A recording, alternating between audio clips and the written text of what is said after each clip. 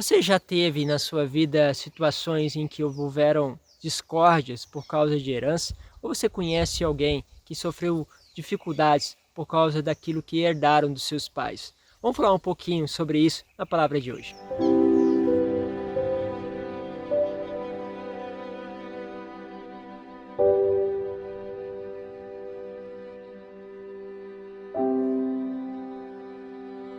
Em nome do Pai, do Filho e do Espírito Santo.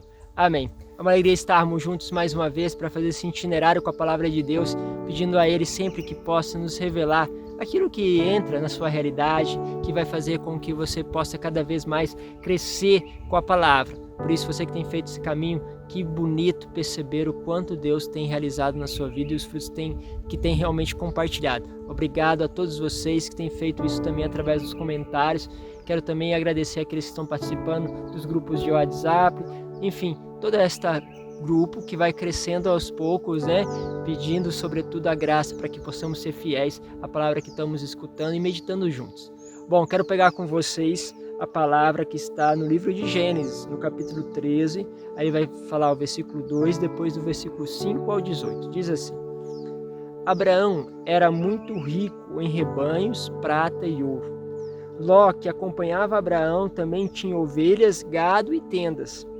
A região já não bastava para os dois, pois seus rebanhos eram demasiado numerosos para poderem morar juntos. Então surgiram discórdia entre os pastores que cuidavam da criação de Abraão e os pastores de Ló. Naquele tempo, os cananeus e os ferezeus ainda habitavam naquela terra. Abraão disse a Ló: Não deve haver discórdia entre nós e entre os nossos pastores, pois somos irmãos.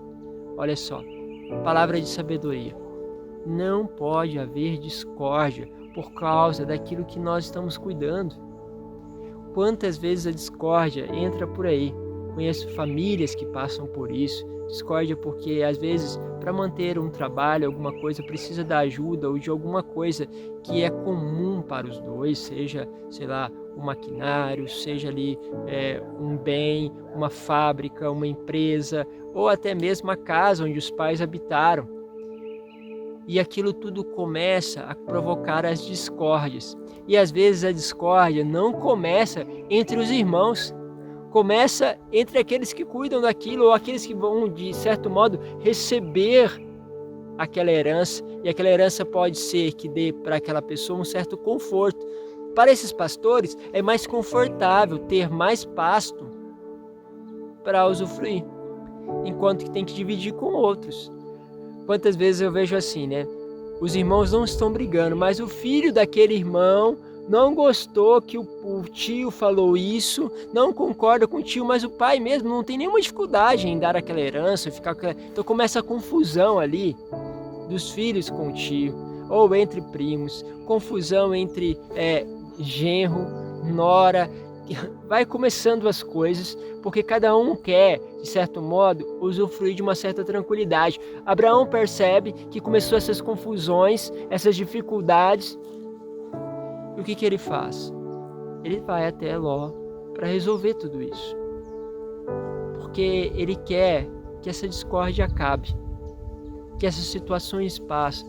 Se a gente for pensar, quantas famílias, quantos pais gostariam realmente que essa discórdia parasse? Pais que deixaram já a vida, mas sem dúvida sofrem vendo aquilo que é a discórdia. E aí você continua no texto, diz assim: Abraão disse a Ló: Não deve haver discórdia entre nós e entre os nossos pastores, pois somos irmãos. Está vendo toda esta terra diante de ti? Pois bem, peço-te, separa-te de mim. Se fores para a esquerda, eu irei para a direita. Se fores para a direita, eu irei para a esquerda. Levantando os olhos, Ló viu que toda a região em torno do Jordão era por toda a parte irrigada. Isso antes que o Senhor destruísse Sodoma e Gomorra. Era como um jardim do Senhor, é como o Egito até a altura de Segó. Ló escolheu então para si a região em torno do Jordão e foi para o Oriente. Foi assim que os dois separaram um do outro. Abraão habitou na terra de Canaã, enquanto Ló se estabeleceu nas cidades próximas do Jordão e armou suas tendas até Sodoma. E aqui eu quero que vocês entendam. Ele deixou para o outro escolher e o outro escolheu a melhor parte. Ele olhou tudo aquilo que era irrigado, que era mais fácil, que era plano e escolheu para si. Às vezes a gente deixa o outro escolher e a gente já começa a ficar bravo porque ele escolhe o melhor. Escolheu aquilo que é a melhor parte, que depois vai dar trabalho. Agora imagine a raiva que estavam os pastores de Abraão quando eles souberam que eles iam ficar com as montanhas. Já viu cuidar de gado, de ovelha, né? De toda forma de criação em montanhas? Plantar em montanhas? Pois é, esse era o destino dos pastores de Abraão. Com certeza, não devem ter ficado satisfeitos não. Mas Abraão decidiu dar o melhor ao outro. E aí continua. Enquanto Ló se estabeleceu nas cidades próximas de Jordão e armou suas tendas até Sodoma. Ora, os habitantes de Sodoma eram péssimos e grandes pecadores diante do Senhor. O Senhor disse a Abraão, depois que Ló se separou dele, ergue os olhos do lugar aonde está, olhe para o norte e para o sul, para o oriente e para o ocidente. Toda a terra que está vendo eu darei a ti e a tua descendência para sempre. Tornarei tua descendência tão numerosa como o pó da terra. Se alguém puder contar o grão do pó da terra, então poderá contar a sua descendência. Levanta-te, percorre este país de ponta a ponta, porque é a ti que eu darei. Tendo desarmado suas tendas, Abraão foi morar junto ao carvalho de Mambré, que está em Hebrom, e ali construiu o altar do Senhor. E aqui é a chave. Abraão, ele sabia que ele era abençoado. Ele sabia que ele tinha recebido uma graça.